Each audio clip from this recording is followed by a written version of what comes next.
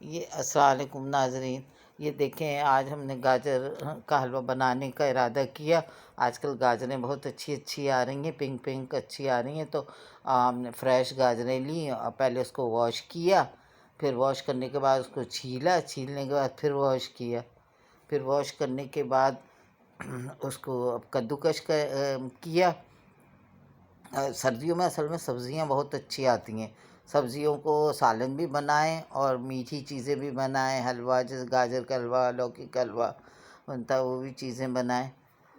तो फिर हमने कद्दूकस किया, कद्दूकस करने के बाद उसको फिर हमने ये देखें, ये फ्रेश कितनी छिलके कितनी अच्छी लग रही हैं, पिंक-पिंक। फिर छीला इनको, छीलने के बाद इनको वॉश किया।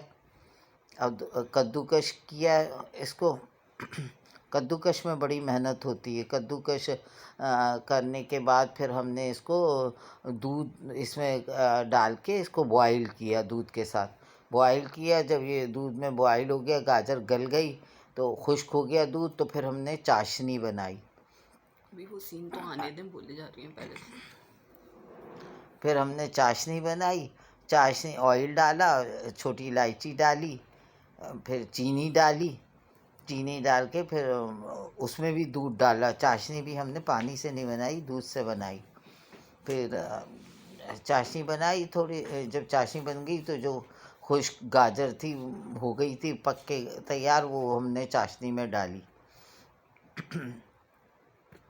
फिर हमने उसको चाशनी में डाला। फिर थोड़ी देर थोड़ा पानी हो गया था उसमें, तो फिर उसको पकने दिया। जब पक के वो बिल्कुल खुश्क हो गया, फिर उसमें हमने ड्राई फ्रूट डाले। और उसको फिर भूनते रहे। जब बिल्कुल भुनने पे आ गए, ये ड्राई फ्रूट देखेंगे, ये ड्राई फ्रूट हमने डाले काट के बारीक बारीक। फिर ड्राई फ्रूट डाल के भूनते रहे, भूना उसे। फिर भुनने के बाद उसमें खोया तो हमारे पास था नहीं, तो मलाई रखी थी हमने, मलाई डाल दी थोड़ी सी। मलाई डाली, उससे खोए वाला ही टेस्ट आ गया। फिर मलाई डाल के फिर उसे भूना भूना, बस इसमें भुनाई बहुत है। हलवा कोई सा भी हो, गाजर का हो, लौकी का, या चने के, सब सूजी का, सब में भुनाई बहुत करनी पड़ती है। जितना भूनेंगे खुशबू आए। फिर उसको खूब भूना। जब उसमें घी छोड़ने लगा तो समझे वो तैयार हो गया। फिर हमने ऊपर से भी उसमें ड्राई फ्रूट डाले। ये देखें, अब ये पक रहा है। हमने दूध में डाल के इसको पकाया। चाशनी भी दूध की बनाई और मैं बॉयल भी किया था। ये दूध भी डालने से खोए जैसा टेस्ट आता है। अब बहुत से लोग कटिंग करके बना लेते हैं, मगर वो भी अच्छा, वो इजी तरीका कटिंग करके। जिनके पास प्रेशर कुकर है उसमें गला लिया। हमारे पास कुकर नहीं, तो इसलिए हम कद्दूकस कर लेते हैं। कद्दूकस से बारीक हो जाता है तो ज़रा जल्दी गल भी जाता है, और खाने में भी अच्छा रहता है। साबुत साबुत मुंह में टुकड़े आए वो अच्छे नहीं लगते।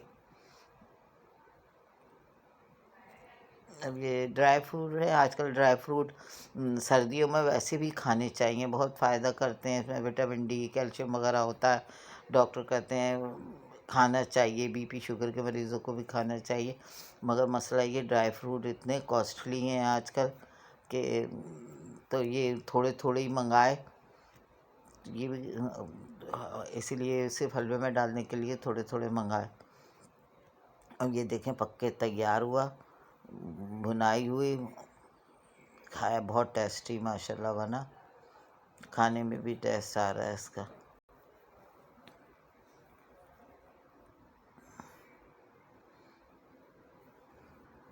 अब मैं तो शुगर की वजह से इतना नहीं खाती, लेकिन कभी मेरी शुगर बहुत लो हो जाती है बिल्कुल, तो फिर मैं 1-2 चमचे खा लेती हूँ ताकि शुगर कवर हो जाए। मैंने शुगर की इतनी एहतियात की कि सुबह में भी शाम में भी चीनी पीना छोड़ दी, तो वो ये हो गया, लो होने लगी बहुत ज़्यादा। अब डॉक्टर ने कहा तो जब शुगर लो हो तो फ्रूट से शुगर लें, या कोई थोड़ी जब जिस वक्त लो हो मीठा कुछ खा लिया करें।